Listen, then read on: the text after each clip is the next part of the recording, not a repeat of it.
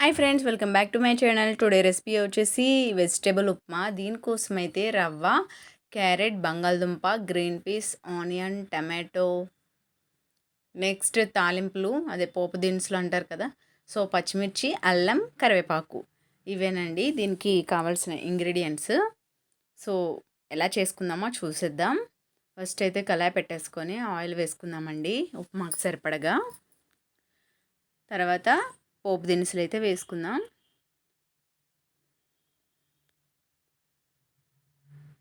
Oil అయితే heat అయింది. ఇప్పుడు పోపు దినుసులు అయితే వేసేద్దామండి. నేను పలుకులు ఇంకా జీడిపప్పు అవేమీ వేయట్లేదు. మీకు వేయాలనుకుంటే వేసుకోవచ్చు. నేను వెజిటేబుల్స్ వేస్తానని చెప్పి అవైతే స్కిప్ చేశాను. సో ప్లెయిన్గా చేసినప్పుడైతే అది వేసుకుంటాను. ఇందులో అయితే వేయట్లేదు.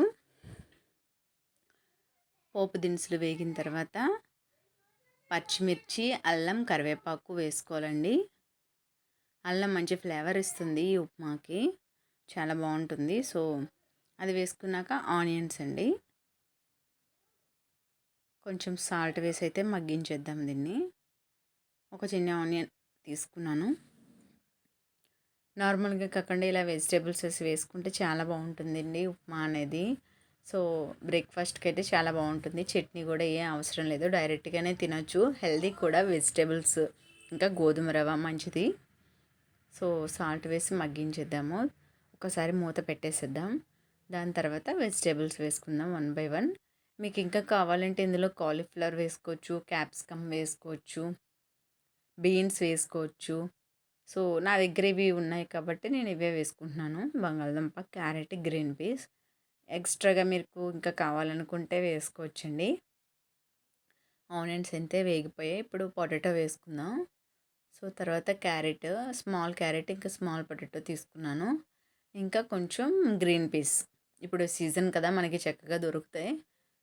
సో మనకి సీజన్ వెజిటేబుల్స్ చక్కగా యూస్ చేసుకుంటే బాగుంటుంది. తర్వాత ఎప్పుడు తినే కన్నా ఫ్రోజన్ ఫుడ్స్ కన్నా ఇలాగా మనకి ఫ్రెష్గానే దొరుకుతున్నాయి కదా, అప్పుడు మనం సీజన్గా ఏం దొరుకుతున్నాయో అవి యూస్ చేసుకుంటే చాలా బాగుంటుంది. సో గ్రీన్ పీస్ అయితే నేను ఫ్రెష్గా దొరికాయి తీసేసుకున్నాను. నెక్స్ట్ వచ్చేసి ప్యాన్ పెట్టుకొని రవ్వ అయితే వేయించుకోవాలండి. సిమ్లో పెట్టేసి నిదానంగా వేయించుకుందాం. మంచి అరోమా వచ్చేంత వరకు అయితే మనం ఫ్రై చేసుకుందాము. అడుగు పడుతుంది చూసుకోండి. జాగ్రత్తగా కలుపుతూ అయితే వేయించుకోండి. చాలా బాగుంటుంది, మంచి స్మెల్ వస్తుంది. ఇంకా ఉడికినప్పుడు కూడా ఈవెన్గా ఉడుకుతుంది.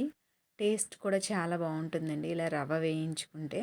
డైరెక్ట్గా కాకుండా ఇలా వేయించుకుంటేనే బాగుంటుంది. అట్ ద సేమ్ టైం సేమియా ఉప్మాకు కూడా సేమియాలు నేను చేస్తానండి, చాలా బాగుంటుంది అలా. సో ఆయిల్ ఏమీ అవసరం లేదు, డైరెక్ట్గా ప్యాన్లోనే వేయించుకోవచ్చు. సిమ్లో పెట్టేసి చక్కగా వేయించుకుంటే మనకి ఉప్మా అనేది కూడా విడివిడిగా పొడి పొడిగా వస్తుంది, బాగుంటుంది తినడానికి కూడా. సో నేను ఒక కప్పు రవ్వకైతే 3 కప్పుల వాటర్ తీసుకుంటున్నానండి. కరెక్ట్గా సరిపోతుంది నాకైతే. లేదు ఇంకా మాకు కొంచెం పొడి పొడిగా కావాలి అని అనుకుంటే మాత్రం 1/2 తీసుకుంటే సరిపోతుంది.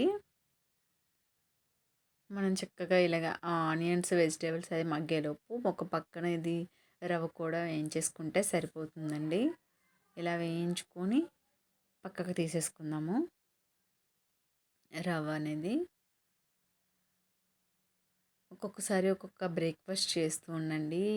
ఇడ్లీ, దోశ అవే రొటీన్గా చేస్తూ ఉంటారు. ఉప్మా అనేది చాలా మట్టుకు అవాయిడ్ చేస్తూ ఉంటారు ఉప్మానా అనేసి. అది కూడా చాలా బాగుంటుంది. మనం చేసుకునే విధానం బట్టి టేస్ట్ కూడా పెరుగుతుందండి, అందులో వేసే ఇంగ్రీడియంట్స్ని బట్టి కూడా. ఓకే, వెజిటేబుల్స్ అయితే వేగిపోయాయి. నెక్స్ట్ టమాటో అండి, ఒక పెద్ద టమాటో తీసుకున్నాను. ఇప్పుడు కొంచెం సాల్ట్ కూడా వేసి మూత పెట్టి మగ్గించేద్దామండి.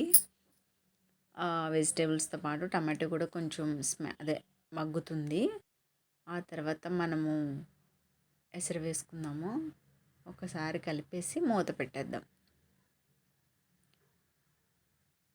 ఓకే, ఇలా రొటీన్గా కాకుండా ఎప్పుడు రొటీన్గా కాకుండా ఇలా అప్పుడప్పుడు చేస్తూ ఉండండి. ఉప్మా తినకపోయినా సరే ఇలా వెజిటేబుల్స్ అవి వేసి పెడితే ఎవరైనా సరే తింటారు, చాలా బాగుంటుంది కూడా. వీక్లీ వన్స్ అయినా ఇలా ట్రై చేస్తూ ఉండండి.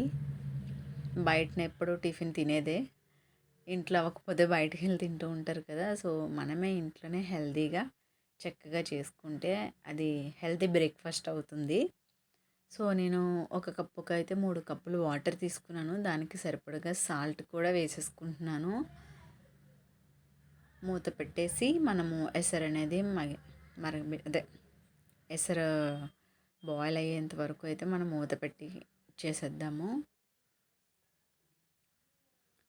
సో, ఎసరైతే మరుగుతుంది. ఇప్పుడు మనం రవ్వ అనేది కొంచెం కొంచెంగా వేసుకుంటూ కలుపుకుందామండి. ఒక్కసారే వేసేయకుండా ఇలా కొంచెం కొంచెంగా వేస్తూ కలుపుకుంటుంటే మనకి రవ్వ అనేది బాగా మిక్స్ అవుతుంది ఆ వాటర్‌లో. ఒకేసారి వేసేస్తే ఉండలు కడుతుందండి.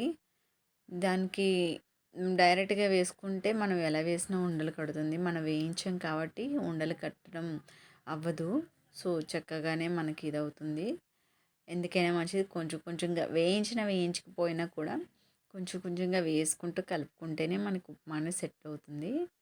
ఒక 5 మినిట్స్ తర్వాత అయితే ఇలా అయిందండి. చక్కగా ఉడికింది.